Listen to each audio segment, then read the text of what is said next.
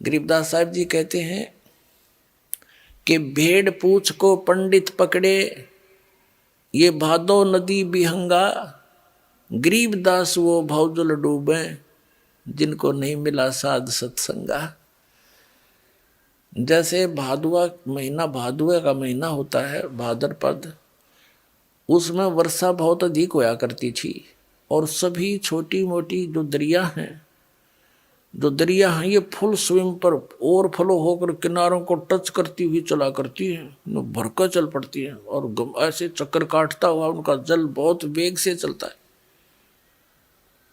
तो गरीबदास जी कहते हैं कि आप जी ने सतलोक जाने के लिए इतनी दरिया को पार करना है, इतने भयंकर जल युक्त, और उससे पार करने का साधन ये पंडित अर्थात भवसागर से भवदरिया से पार होने के लिए जो method of worship, way of worship, पूजा का जो मार्ग है, विधि है, वो जो तुम्हारे गुरुओं ने, पंडितों ने, ब्राह्मणों ने बताई है, वो तो ऐसी है जैसे उस भादो के महीने में पूर्ण रूप से परिपूर्ण होकर बह रही दरिया को पार करने के लिए कोई कहे कि भेड़ की पूंछ पकड़ और दोनों घुस जाओ दरिया में, ये भेड़ तुझे पार कर देगी। वो स्वस्थ विधि नहीं है, वो तो डुबोने वाली है। नौका, उसके लिए नौका चाहिए, अच्छा उसका खेवट चाहिए, ताकि वो भंवरों से बचा करके और दरिया से पार कर सके। तो वो पूर्ण संत की आवश्यकता है। राम नाम सही हो, सत भक्ति हो, वो नौका है राम नाम की। तो कहते हैं भेड़ पूछ को पंडित पकड़े, ये भादो नदी बिहंगा, गरीबदास व भवजल डूबे, जिनको नहीं साध सत्संगा। फिर बताते हैं मन मान सरोवर गंगरे, जहां से बिछड़ा वहां मिलाऊं, तुम सुनो शब्द पर संग रे। मन मान सरोवर गंगरे, जहां का बिछड़ा तहां मिलाऊं, तुम सुनो शब्द पर संग रे। गरीबदास साहब जी कहते हैं कि मन, ये मान सरोवर गंगरे, सतलोक जो है वो असली स्थान है तेरा, और जहां से तू बिछड़ा है तुझे वही मिला दूं। तू मेरे वचन सुन ले, मेरा ज्ञान सुनो। अपने आत्माओं, ये जो अधूरा ज्ञान हमें प्राप्त है, ये परमात्मा के विचार सुनने नहीं देता। जैसे एक बहन कह रही थी कि किसी परमात्मा की बेटी ने यहाँ से उपदेश प्राप्त, बहन ने अपनी सहेली से कहा कि इस समय टीवी पे हमारे गुरु जी का प्रोग्राम आता है, वो देखना। तो उसने अपनी सहेली के कहने से टीवी ऑन किया, और उस समय उसका दुर्भाग्य था और ज्ञान का अभाव। उसने क्या सुना कि तीन देव की जो करते भक्ति, उनकी कदे ना होवे मुक्ति। और ब्रह्मा विष्णु महेश की भक्ति से मोक्ष नहीं हो सकता। उसने ये शब्द सुन दिया जब वह टीवी बंद। 2-3 दिन पाछे उस बहन ने फिर पूछा कि आप सुनती हो क्या मैं हमारे गुरु जी का सत्संग? ने बोली कदे भी ना सुनो। हो तो ऐसा गलत बात कहे हैं। क्या कहते हैं कि नो के ब्रह्मा तीन देव की जो करते भक्ति, उनकी कदी ना हो मुक्ति, मत कृष्ण जी की पुजारण हो। तो पुणात्मा, तो यहाँ परमात्मा कह रहे हैं तुम हमारे शब्द का प्रसंग पूरा सुनो और फिर बात समझ में आएगी। तुम तो एक छोटी सी बात न सुन के बेतक जाती हो। गहराई से सुनो। क्यों कहा ऐसे नहीं, इतने दिन हो आज से पहले कोई कह के दिखाता कि ये भक्ति ना करना सरेआम। ये जो राधा स्वामी धन सतगुरु वाले हैं, इन्होंने खुल कर कुछ नहीं बताया, आप अपनी बताएंगे, लोग उनके पीछे लगेंगे। और दास ने तो सबके इतिहास दिखाए हैं कि ये नहीं करना, ये नहीं करना, ये करना, बस। और प्रमाण दिया है कि ये कहीं प्रमाण ही नहीं है इनकी भक्ति करने का। तो यहाँ परमात्मा कह रहे हैं गरीबदास साहब जी, मन मान सरोवर गंगरे, जहाँ का बिछड़ा तहाँ मिलाऊं, सुनो शब्द पर संग रे।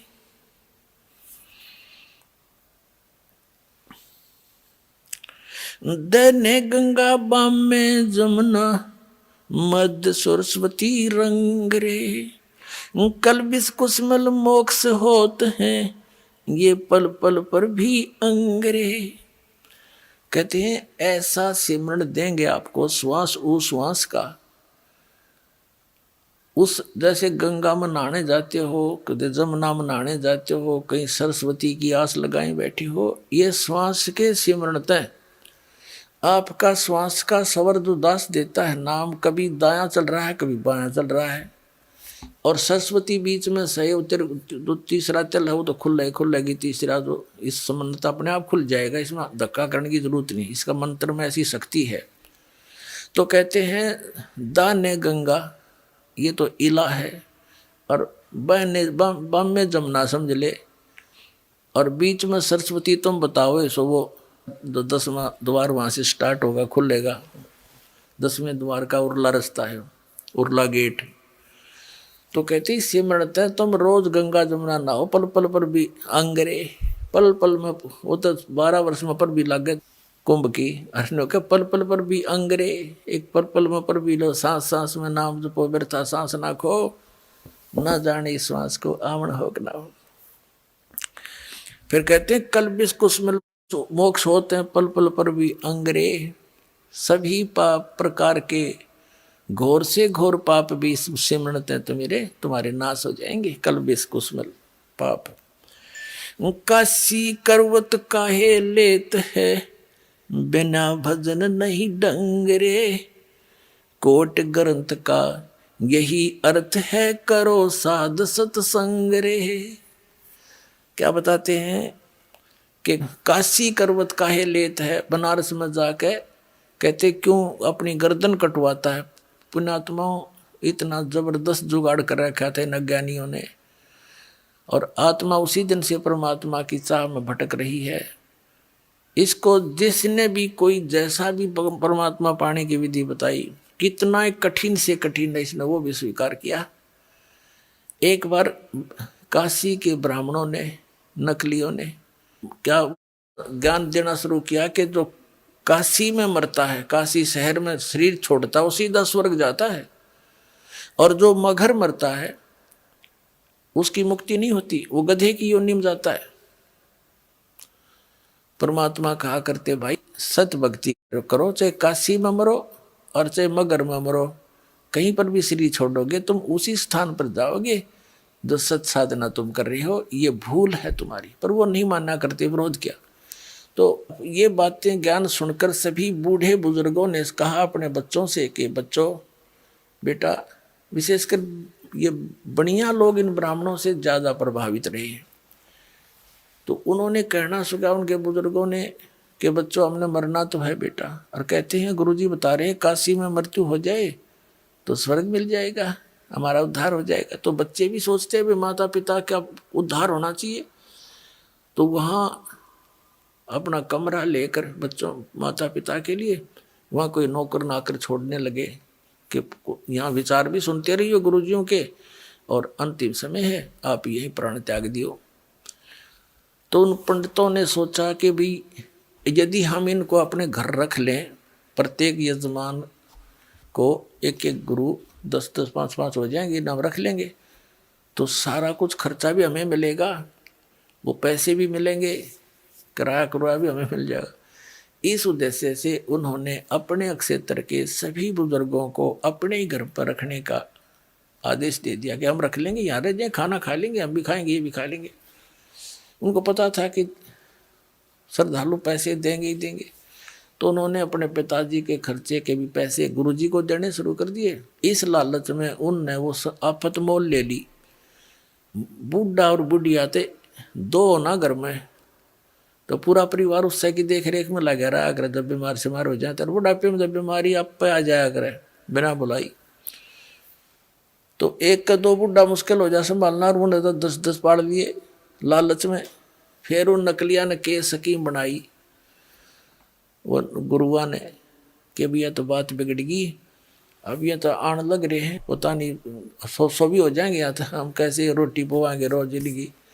तो उन्होंने क्या स्कीम बनाई, एक गंगा के किनारे काशी में एक ऐसा गुफासी बना ली ईंटों की ऐसे, और जमुना गंगा के कति किनारे पे पक्का घाट सा बना के, और उसके ऊपरले सिरे में जैसे नु बना दी, उसमें ऐसे क्रोध छुपा दिया ऊपर, और दूर से उसकी हैंडलिंग बना दी 100 फुट दूर बोझड़े बाजड़ा में रस्सा बांध दिया ऊपर ऊपर, एक नीचे से पुलिस ही बना करके।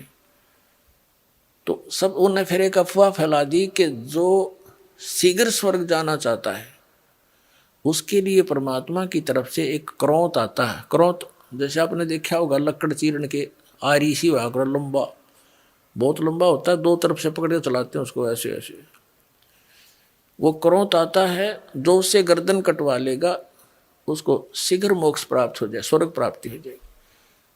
अब बूढ़े क्योंकि ज्ञान सुन सुन के भगवान की आत्मा जाग तो जाती ही है कि अभी मृत्यु तो होनी है, और फिर उनसे पूछा करते क्या पंडित जी गुरुजी कोई दर्द होता है क्या? नहीं नहीं, भगवान के क्रोध में दर्द कैसा, पता भी नहीं लगता है। तो उन्होंने सोची रही तो बात है कोई ना, भगवान का क्रोध है। तो अब क्या किया, उसकी फीस रख दी भाई 50 रुपये का हमने पुण्यदान करना पड़ेगा, यानी 10 रुपये का पुण्यदान करना पड़ेगा जब वो क्रोध आवेगा। तो सबकी 10-10 रुपये फिक्स रखती। हकीम कहती टकट कट जाएगी, थारा पीछा छूटेगा और पैसे भी मिल जाएंगे। इस उद्देश्य से उन्होंने क्रोध का वो हत्था जोड़ दिया, मानस काटने का, मनुष्य काटने का कसाई वाड़ा शुरू कर दिया। और श्रद्धालुओं ने वो भी स्वीकार कर लिया। कति इतनी जबरदस्त श्रद्धा बन गई। अब जिसका दर्द हो है उसका आसपास तक को रहने नहीं दे, वो दर्द होने का समय नहीं मिले, एकदम कड़क दे कर दे, जो कर कसाई बकरे का अटैक करे वो बताते रहे आके मेरा दर्द होया कि ना होया। तो कहने का भाव ये है कि हमने वो भी स्वीकार कर लिया। तो यहां कहते हैं कि काशी करवत काहे ले ही, बिना भजन नहीं ढंग रे। कोट ग्रंथ का यही अर्थ है, करो साध सत्संग रे। करोड़ ग्रंथों का एक अर्थ है कि बस जैसे साध सत्संग करो, संत का संग करो, सत्संग सुनो। जैसे पवित्र श्रीमद् भगवद गीता अध्याय नंबर 4 के श्लोक नंबर 32 में कहा है कि सच्चिदानंद घन ब्रह्म ने, यानी परम अक्षर ब्रह्म ने, सत्य पुरुष ने अपने मुख कमल से कुछ ज्ञान बोला होता है। वो तत्व ज्ञान है, उसके अंदर परमात्मा के पाने की सभी धर्म कर्मों की विस्तार से व्याख्या होती है। वो तत्व ज्ञान है। चौथे अध्याय के 34वें श्लोक में कहा कि अर्जुन तू उस तत्व ज्ञान को तत्वदर्शी संतों के पास जाकर समझ। उनको दंडोत प्रणाम करने से, कपट छोड़कर नम्रता पूर्वक प्रश्न करने से वह तत्वदर्शी संत तुझे उस तत्व ज्ञान का उपदेश करेंगे। और यही यजुर्वेद अध्याय नंबर 40 के श्लोक नंबर 10 से लेकर 13 तक स्पष्ट किया है। विद्वान और अविद्वान किसे कहते हैं? एक भाषा को जान लेता है किसी विशेष को तो उसको तुम विद्वान कह देते हो, और जिसको अक्षर ज्ञान नहीं उसको तुम अविद्वान कहते हो। विद्वान और अविद्वान की परिभाषा भी वो तत्वदर्शी संत बताओगा। भगवान कैसा है? कोई तो उसको संभवात्मा ने जन्म लेने वाला, कुछ असंभवात वो जन्म लेता ही नहीं, निराकार ऐसा मानते हैं। वो कैसा है ये ज्ञान भी तत्वदर्शी संत बताओगा, उसने पूछो सुनो। और यहां गरीबदास जी कह रहे हैं, वही प्रमाण दे रहे हैं, काशी करवत काहे ले ही, बिना भजन नहीं ढंग रे। और कोटि ग्रंथ का यही अर्थ है, करो साध सत्संग रे। परम संत का संग करो। और महात्मा कबीर जी ने तो यहाँ तक व्याख्या करी है, अपनी महिमा आप बतावे। कबीर राम बुलावा भेजिया, दिया कबीरा रो। जो सुख है संत के संग में, वो बैकुंठ में न हो। बैकुंठ में तो वह आग लग रही है जो यहाँ पृथ्वी पर लग रही है, छोटे और बड़े की, निर्धन और धनी की। जो घनी भक्ति करके चला गया उसको ऊंच पद मिल गया, थोड़ी भक्ति कर रहा है वहाँ कोई कलर कलर लग गया। वही न्यू की न्यू बकवादे हैं, तो परमात्मा कहते हैं राम बुलावा भेजिया कि चलो स्वर्ग में। कबीर साहब हमें बताना चाहते हैं कि आपकी एक दिन ऐसी दशा हो जाएगी कि हमने स्वर्ग ना चाहिए, बाढ़ में जाए सा स्वर्ग जो हमारी पूंजी नाश करे, यहीं गधे बनते रहे हम। तो जो सुख है संत के संग में, साध के संग में, तत्वदर्शी संत के संग में, वो बैकुंठ में ना हो। अब कहते परानंदनी पारख लीजे, मूल मंत्र ओम अंगरे, गायत्री गलतान जान है, सोहम सुरती सुहंगरे। अब इसमें उक सतनाम के मंत्र का भी बताया है। गरीबदास जी कह रहे हैं कि चारों वेदों को पढ़ ले और एक ओम नाम जाप कर ले। उन चारों वेदों के पढ़ने का इतना लाभ नहीं जितना ओम नाम के जाप का है। तो कहने का भावार्थ है कि सदग्रंथों में जो सब कुछ ज्ञान दे करके निष्कर्ष बताया है कि इस मंत्र के जाप से मोक्ष होगा, तो वो जड़ी है, वह जड़ी खाने से लाभ होगी, जड़ी के गुण पढ़ने से नहीं। गुणों को पढ़ने से तो ज्ञान होगा कि इसमें ये लाभ है, ये यही एक जड़ी है, इतना। तो फिर कहते हैं रग यजुसाम ये अथर्व भाखें, अर्ता में नाम मूल नहीं रखें। ये पंडित जी कहते हैं, ब्राह्मण गुरु आचार्य शंकराचार्य ऋषि में ऋषि चारों वेदों को तो घोट लेते हैं, कंठस्थ याद कर लेते हैं, और उसमें जो विशेष वस्तु है मंत्र जो जाप करने का, उसको मूल नहीं रखते, उसको आधार नहीं मानते। रग यजुसाम अथर्व भाखें, उनको तो बोलते रहते हैं चारों वेदों को, और जा में मूल नाम नहीं रखें। मंत्र को आधार नहीं मानते वो लोग। जैसे हमारे को मूर्ख बना रखा था इन्होंने, ब्रह्म गायत्री, एक गायत्री मंत्र दे रखा था, गायत्री मंत्र, और वो यजुर्वेद अध्याय नंबर 36 का मंत्र नंबर 3 है, एक श्लोक है, और उसका आगे ओम ही न खुद ला दिया। या भी गलती कर रखी है, क्योंकि भगवान कोई बालक थोड़ा ही है, उसने कसर छोड़ दी ओम लाने की। जब ज्ञान भगवान ने दे रखा है, ये मानते वेदों का ज्ञान भगवान ने दिया परमात्मा, तो परमात्मा ने जो अक्षर लिख दिया उसमें एडिशन और घटाने की जरूरत नहीं, आवश्यकता नहीं। वो मूर्ख है उसमें कोई और कोई ऐड करे या उसमें तो काटे पीटे।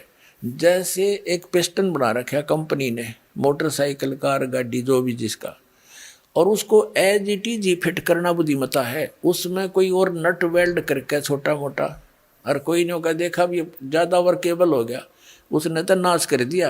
वो तो मूर्ख आदमी है, उसका उधर बैठा दिया, उसके तो फिट नहीं हो सकता।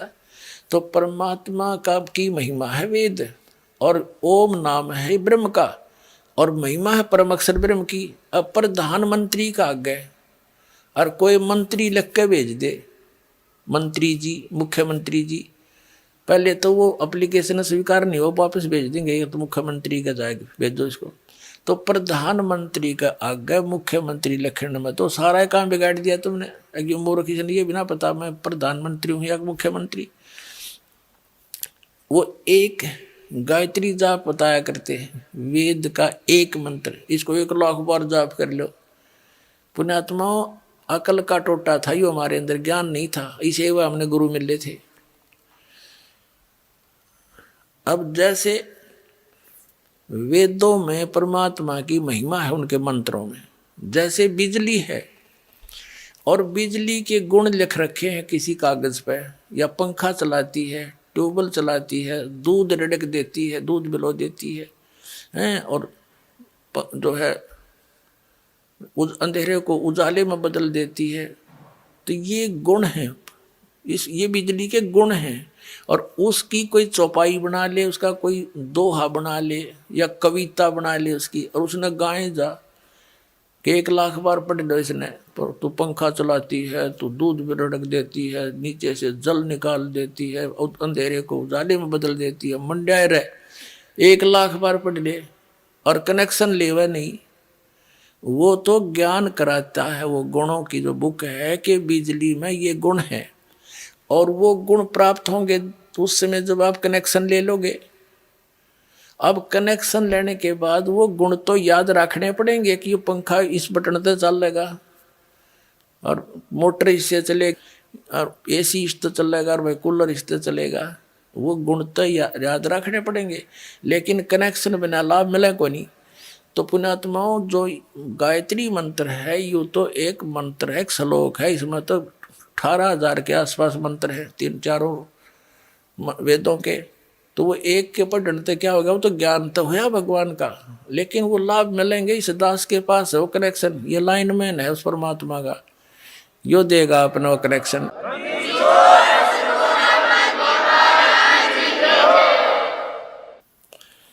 उसके लिए बताते हैं, अजप्पा जाप जपो निस्वास रे, जीत चलो जम जंग रे, गरीब दास दर्शन देवा के देख बोया चतवंग रे। गरीबदास जी कह रहे हैं कि अजप्पा जाप जपो निस्वासर, जो सतनाम का आपको दे रखा मंत्र वो अजप्पा जाप है, श्वास उश्वास से जाप करना होता है। और जीत चलो जम जंग रे, इस काल के साथ ये युद्ध जीत चलो इस सतनाम के हथियार से। और गरीब दास दर्शन उस परमात्मा के देख के होया मन चत भंग रे, कहता मैं तो आश्चर्य में पड़ गया, भगवान कोई और था, हम मान किसको रहे थे। तो पुण्यात्माओं, इसमें कहा कि मन मान सरोवर गंगरे, जहाँ का बिछड़ा तहाँ मिलाऊं, सुनो शब्द पर संगरे। तो आज का जो सत्संग प्रारंभ हुआ था कि आप इस नमक की मार्केट के बोरियों में और उस बूरा की मंडी को छोड़कर आ गए नमक की मंडी में। यहाँ आप बूरा का जो है टेस्ट खोज रहे हो, ये उसी मार्केट में ले चलूँगा आपको जहाँ पर वो टेस्ट आपको प्राप्त होगा, वो सर्व सुख प्राप्त होगा। इस दास के पास वो ओरिजिनल साधना है, इसको ग्रहण करो, अपना कल्याण कराओ। सत साही सत सत।